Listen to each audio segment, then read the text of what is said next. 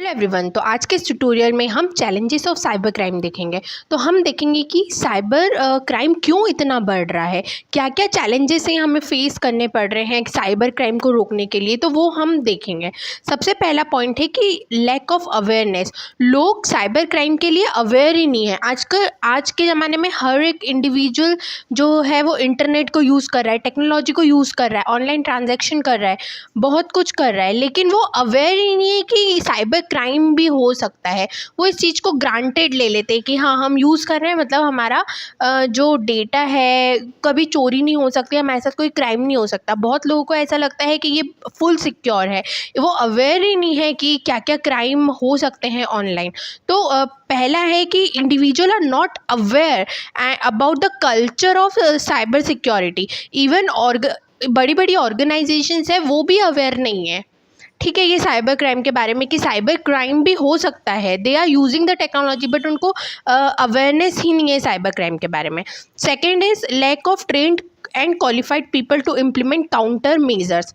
मतलब कि cyber crime को रोकने के लिए क्या क्या प्रिवेंशन करना चाहिए, क्या क्या काउंटर मेजर्स अप्लाई करना चाहिए, वो लोगों को पता ही नहीं है। इतने लोग ट्रेंड ही नहीं है और क्वालिफाइड ही नहीं है कि उनको पता हो कि साइबर सिक्योरिटी इम्प्लीमेंट करने के लिए हमें क्या क्या चीज़ों को इम्प्लीमेंट करना पड़ेगा, ठीक है। तो पीपल ट्रेंड या क्वालिफाई ही नहीं है साइबर क्राइम को रोकने के लिए। सेकेंड इज कि एक अपन ने देखा था कि साइबर टेररिज्म मतलब इंटरनेट की हेल्प से टेरर फैलाना।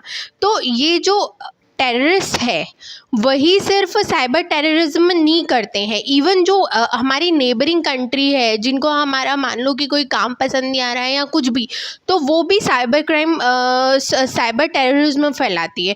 तो इससे क्या होता है कि एक बड़े लेवल में वर्ल्ड में साइबर टेरर फैला हुआ है, क्योंकि अगर किसी ने साइबर टेरर फैलाया है तो ये बिल्कुल भी इजी नहीं होता है कि उस पर्सन को आइडेंटिफाई कर पाए कि ये किसने टेरर फैलाया है और उसको फिर सजा दी जाए।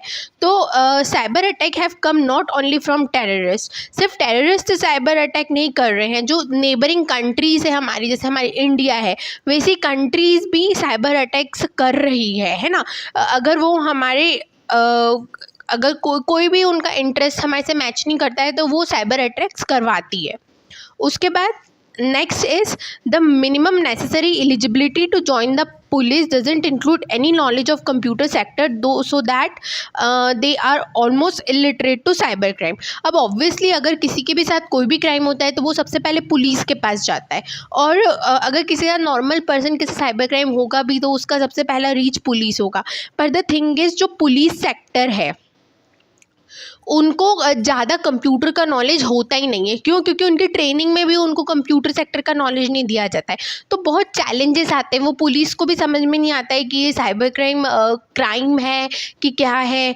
तो उनको भी कंप्यूटर सेक्टर का नॉलेज नहीं है, इसलिए भी साइबर क्राइम को बढ़ावा मिलता है, क्योंकि बहुत सारी पुलिस इसको हैंडल ही नहीं करती है।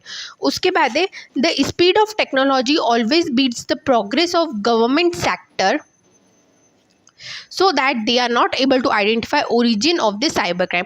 अब ऑब्वियसली जो है टेक्नोलॉजी कितनी रैपिडली ग्रो कर रही है, तो गवर्नमेंट सेक्टर में इतनी ज़्यादा प्रोग्रेस नहीं हो रही है। गवर्नमेंट सेक्टर में इतने वेल क्वालिफाइड लोग गवर्नमेंट हायर नहीं कर रही है, ना ही कोई रिसर्च एंड डेवलपमेंट सेक्टर जितनी जल्दी टेक्नोलॉजी बढ़ रही है उतनी जल्दी रिसर्च एंड डेवलपमेंट सेक्टर या साइबर सिक्योरिटी को इम्प्लीमेंट करने के लिए गवर्नमेंट कदम नहीं उठा रही है, इसलिए भी साइबर क्राइम बढ़ रहे हैं, ठीक है।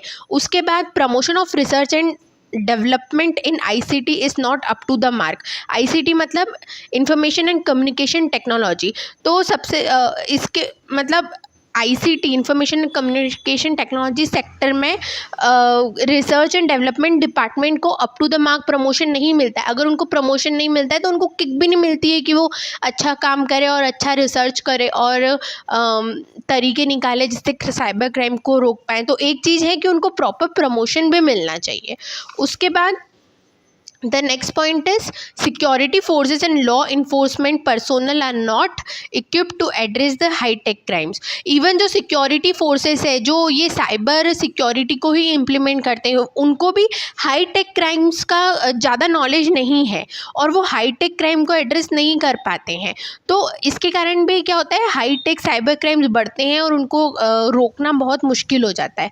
उसके बाद क्या है कि budget for security purpose by the government specially for training of law enforcement and investigators in ICT are less as compared to other crime। तो जो सरकार बजट निकालती है सिक्योरिटी पर्पस के लिए वो बहुत लेस है as compare to other crimes. तो इसमें इससे क्या होता है ना कि लोगों को प्रॉपर या गवर्नमेंट एम्प्लॉयज़ को प्रॉपर ट्रेनिंग नहीं मिल पाती है और लॉ एनफोर्समेंट एम्प्लॉयज़ को भी ट्रेनिंग नहीं मिल पाती है। ठीक है, तो ये भी एक बहुत बड़ा चैलेंज है कि गवर्नमेंट को क्या करना चाहिए, अपना बजट बढ़ाना चाहिए ताकि जो है वो लॉ इन्फोर्समेंट सिक्योरिटी पर्सोनल या इन्वेस्टिगेटर्स जो साइबर क्राइम को इन्वेस्टिगेट कर रहे हैं उनको प्रॉपर ट्रेनिंग मिल पाए। So that's it from my side. अगर आपको मेरा ये वीडियो पसंद आया तो मेरे वीडियो को लाइक और मेरे चैनल को सब्सक्राइब करना। Thank you.